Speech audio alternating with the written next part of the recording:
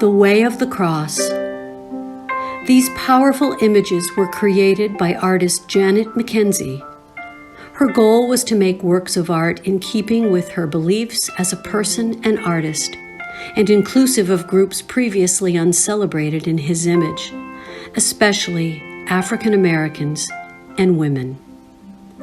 The accompanying text comes from Chapter 10 of After the Diagnosis, A Guide for Living, The Transformative Power of Love During Sickness, Dying, and Death, by Father Thomas Lynch and me, Barbara Mariconda, and read by John Burlinson, Martin Sheen, and me. Father Tom will introduce the context behind the readings you're about to hear. In Chapter 9 of our book that Barbara and I wrote, I invited you into my life over a period of time where I had to go through some things that I prefer not to go through. They were difficult. And how I was living life was not working as I would like to have seen it work. So I had to deal with my own mortality, my own vulnerability, and my own losses. My mortality, I got a cancer that could have been very serious.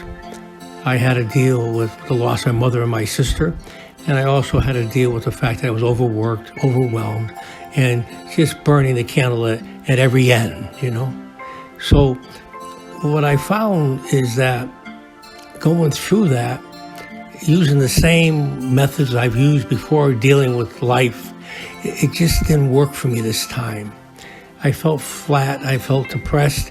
It just didn't move me because I felt, yes, I could accept it, I could deal with it, but there was something that I could not see. There was something more that I felt I was called to move towards. And that was, I believe, a sense of how do I change and not just continue doing the same thing over and over again to get through life. And that's the context that I will walk with you and what I found as I walked the stations. As you listen to these reflective stations, ask yourselves, when have I walked this path in my life? What can I learn about my stance in life from our Lord Jesus Christ? John Burlinson will be reading Father Tom's personal perspective. I will be reading the introduction to each station, and Martin Sheen will be reading some quotes. It was a cold, damp Friday night. I headed over to the church to pray the Stations of the Cross, always one of my favorite devotions. The ritual was developed by St. Francis of Assisi to help Christians who are unable to go to the Holy Land so that they could walk the journey of Jesus during his suffering, dying, and death.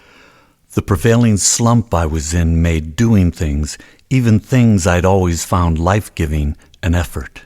Sighing, I put on the vestments, lit the candles. In the dim light of the church, each bronze plaque seemed to glow, drawing me toward the familiarity of the story we were about to commemorate once again. I moved toward the first station, opening the book to the well-known text. Through the years, I'd read the words so often I sometimes missed their impact. In times of stress, times of tension and transition, it was even easier to read without comprehension or real emotional investment, drawn to the words and yet somehow not willing to touch into them. The acolyte carried the cross and set it before the first station. The candle-bearer beside him looked to me expectantly. I felt restless, anxious.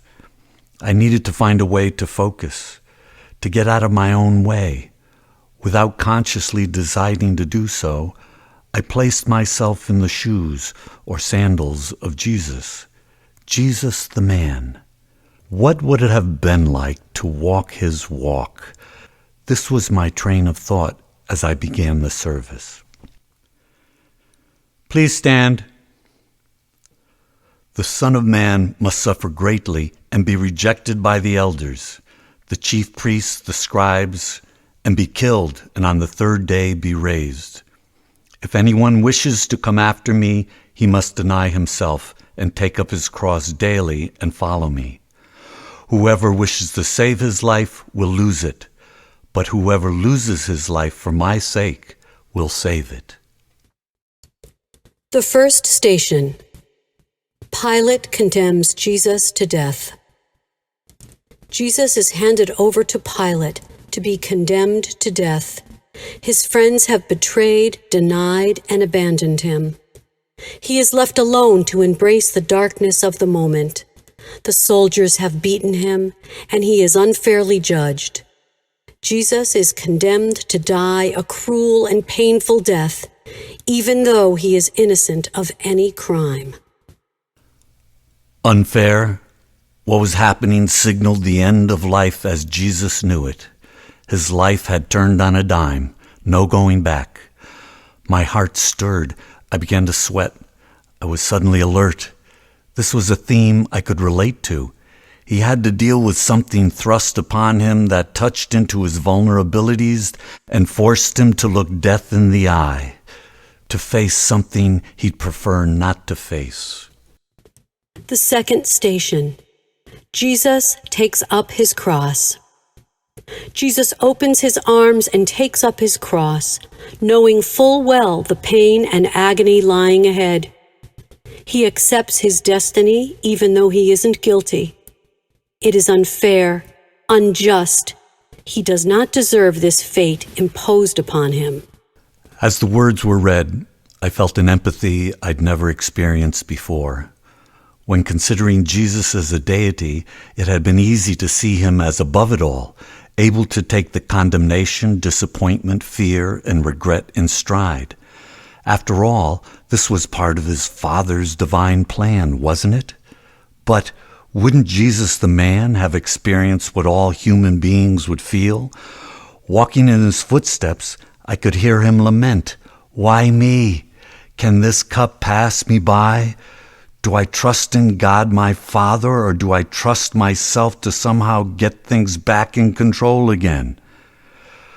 Brought to a dark precipice, he had to make a decision, either to enter this pit of darkness or to walk away, fight the inevitable and cling to the past, or surrender to it. Hearing the words, my own vulnerability, the losses I experienced, and the awareness of my mortality resonated powerfully. Maybe I was seeing the ramifications clearly for the first time.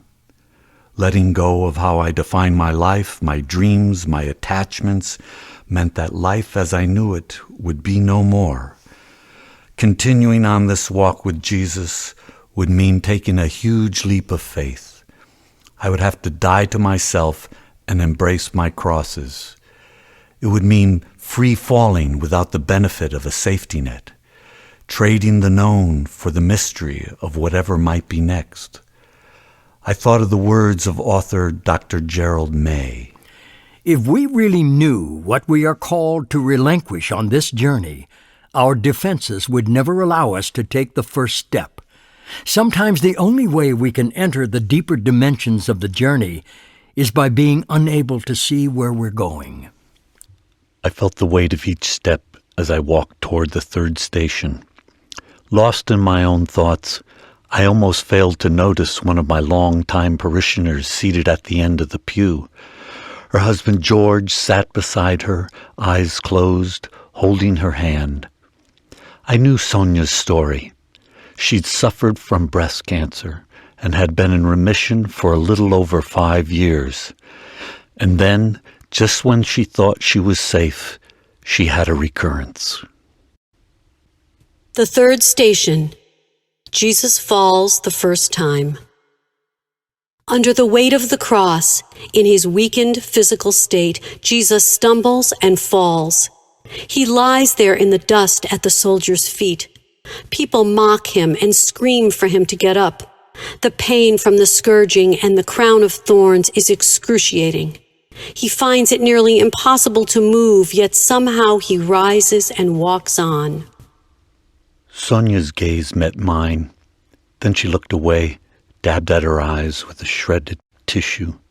She seemed tired, spent.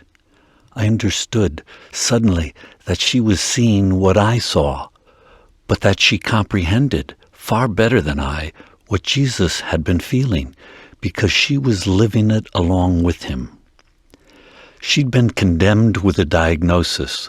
She received her cross. She'd walked in faith and optimism, believing she was going to beat the disease. It had been tough, but she'd been able to maintain her commitments, her work, her family life.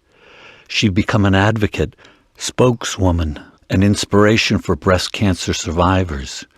Women looked up to her, credited her with instilling them with hope, with strength. And now? The fourth station. Jesus meets his mother.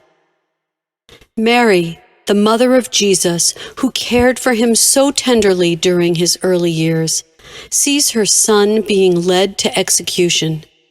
Grief-stricken, she watches.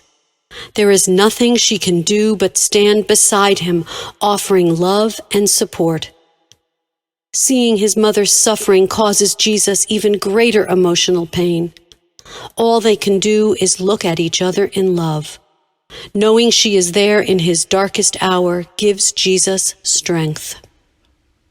Station to station, the words continued to jump off the page. Jesus, comforted by his mother and comforting her. Family helping family as best they could. Sometimes just being there was really all that was possible. Even in their pain, they accepted and extended love to the other. Sonia and George, side by side, their individual and shared pain, anxieties, losses intertwined, walking the same path. No one suffers alone. Always the tension of accepting help or pushing it away. What, I wondered, did Jesus feel as he moved toward the fifth and sixth stations? What did Sonia feel? And in my own small, troubling life, I found myself asking if anyone would really ever love and care for me, and if so, could I accept it graciously, lovingly? The fifth station. Jesus is helped by Simon. As he continues to carry his cross, Jesus grows weaker. It's possible he could die before reaching his place of crucifixion. His captors press an onlooker named Simon into service to help support the weight of the cross and ease Jesus' burden. I thought of the medical staff who'd cared for me during all the surgeries on my feet, who would have strived to help me adjust to life as an amputee if it had come to that. Sometimes the easiest care to accept comes from outside sources, strangers. In fact, the special nurses, aides, doctors, therapists who've stood with us in kindness without being overcome by anxiety and sadness. Sonia's doctor, who was always just a phone call away, could calm her fears in an objective but kind way, something overprotective family and friends might be unable to do. The sixth station. Veronica wipes the face of Jesus. Jesus' face is bruised and swollen, caked in blood, sweat, and dirt. Despite warnings from his captors, Veronica, moved with pity, emerges from the crowd and gently wipes his face. Jesus graciously accepts her care. During times of challenge, the parish family reached out, sending meals, providing transport, and performing household chores for Sonia and George, but their prayers were even more powerful. As Sonia's world diminished, the faith community reminded her that she was part of a bigger story, not only as a member of our church, but, more importantly, as a part of the body of Christ. On days when the ravages of illness tried her faith, the community was there as a reminder of what we believe, that God's presence in the world is with us, in us, and for us, even in our darkest moments. Likewise, Sonia was a living testament of faith to those who ministered to her. I thought of my friends, Father Carl Orico and Father Tom Bolin, the strength of their beliefs supporting me through the years, reminding me to trust God, validating the faith that I sometimes lost sight of.